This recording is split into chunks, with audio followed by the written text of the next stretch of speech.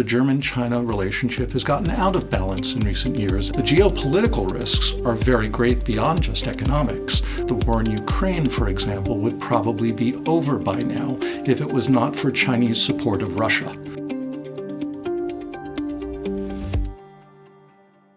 Absolutely. Thank you very much. It's a great pleasure to be here. I'm a distinguished research fellow at the Hoover Institution, where I co-chair our program on the U.S., China, and the world. I'm a historian of modern China, particularly 20th century China, and I teach graduate and undergraduate courses, but also I lead our public policy work. The Hoover Institution is a public policy think tank at the heart of one of the United States' major universities, Stanford University, and our goal is to translate the best academic research into policy prescriptions, recommendations, and analysis that decision makers can use.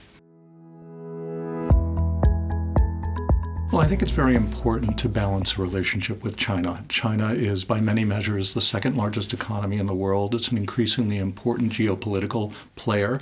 So having a strong, healthy relationship, a balanced relationship with China is critical for any country, especially a country as important as Germany. Now, having said that, the German-China relationship has gotten out of balance in recent years. If you look at trade figures, for example, the trade surplus that used to be in Germany's favor for many, many years has flipped into a trade deficit. And that trade deficit is only growing as German firms, German workers feel under intense pressure from unfair competition from China in sectors of the German economy that have been critical to German economic well-being and to jobs and to the welfare of the public. So that's in the economic sense. I think we can all identify companies that are under extreme pressure, that have seen their sales collapse, consideration of closure of factories that has never been considered before, areas from automotive to semiconductors to pharmaceuticals. So I think we're feeling a broad spectrum assault from the Chinese economy, which is mainly pursuing Chinese interests rather than interests that are specific to Germany, the United States, the European Union. I think it's very important to have a realistic relationship with China, to ensure that the relationship is mutually beneficial, and to adopt policy prescriptions with your eyes open about the risks of engaging with China. The geopolitical risks are very great beyond just economics. I think we can all acknowledge that the war in Ukraine, for example, would probably be over by now if it was not for Chinese support of Russia. China is the backstop to Russia economically and technologically. Russia would not be in the field today in the way it is without Chinese support. And China works also very hard to divide the European Union from within, because it understands that picking off countries one by one is a lot easier than confronting a united Europe or a united Europe along with the United States. So China has identified key industries that it expects to be the industries of tomorrow, and it wants to lead in those. It essentially wants to recenter the world economic system around itself rather than the United States, North America, and Europe. And so that's pharmaceuticals, semiconductors, space technology, synthetic biology, quantum, supercomputing, semiconductors, all of these areas. Those areas get massive state support and subsidies and force technology transfer through licit and illicit means to ensure that China's select national champion companies have unfair advantages within their domestic market, but also globally.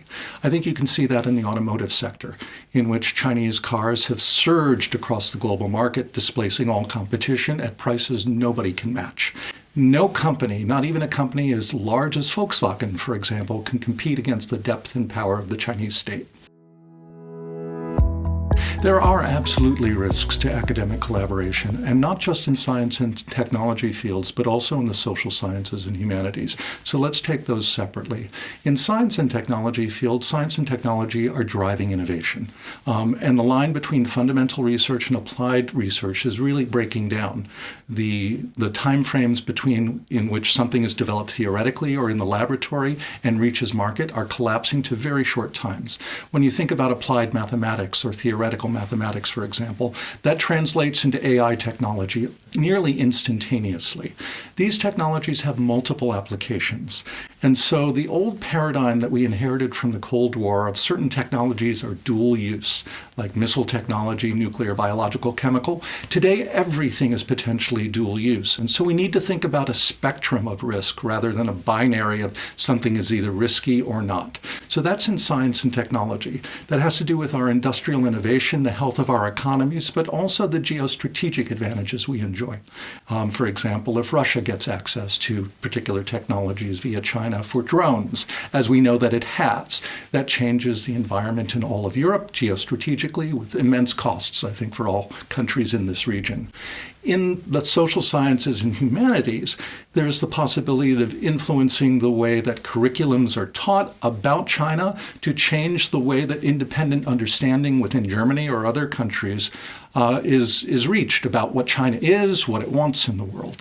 For China to interfere in our classrooms by surveilling our students, by punishing students within our universities for expressing their own opinions, for taking advantage of the freedoms that they enjoy in Germany or in the United States, this is a derogation of our sovereignty, but it also impacts the rights that I think, and the safety that we extend to people within our borders. The most important recommendation is that we're stronger as a team. If individual companies, individual countries try to do this by themselves, they're taking on the second largest economy in the world with incredible ability to mobilize resources.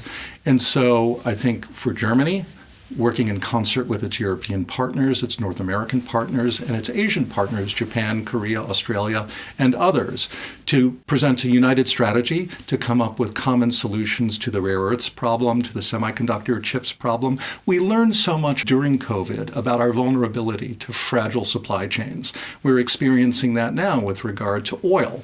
We experienced that several years ago when the war in Ukraine highlighted the vulnerability of Europe and Germany in particular to natural gas. And so I think these lessons are important for us to hold on to and for us to decide that we're willing to pay a risk premium to ensure our own security, to ensure the health of our economies and the welfare of our people, and we do this together. And if we build that team, if we can coordinate, I think that we have a very positive way forward. There are actually concrete steps being taken, whether it's the Critical Minerals Alliance or whether it's Pax Silica or other ways of coordinating in minilateral forums and minilateral initiatives to ensure that we develop the resilience that we need. Because I think we do this together, and because of the strong fundamentals between countries in Europe and North America, decades of trust, decades of close relationships, close alliances, I think it's a natural path forward for us to do this. And I think we also recognize we have common economic and security interests in the world as well. So this is really important. It's almost too important for us to get wrong. So that's why I stay hopeful. Germany used to have an incredible solar industry. That's it. And that, I feel, is being talked about to a much lesser degree. So is that widely known in Germany? That's a good question, because that industry collapsed, a decade ago, really. You could argue, well, but now we've got solar panels in the supermarket, and discounters, plug and play. So what's wrong with that? All the German workers who are unemployed. Yeah, it's that tiny detail, right? Yeah. And I'm worried about batteries for EV batteries for drones. Yeah. And for cars. Absolutely. That's the next thing. Well, the inverters now is the newest thing. Von der Leyen announced that they're going to try to pull inverters out of the European grids, but that's too little too late. It's like the Huawei's already embedded in the telecom infrastructure. We have to rip it out. Oh, God. Yeah. But at least we're talking about it.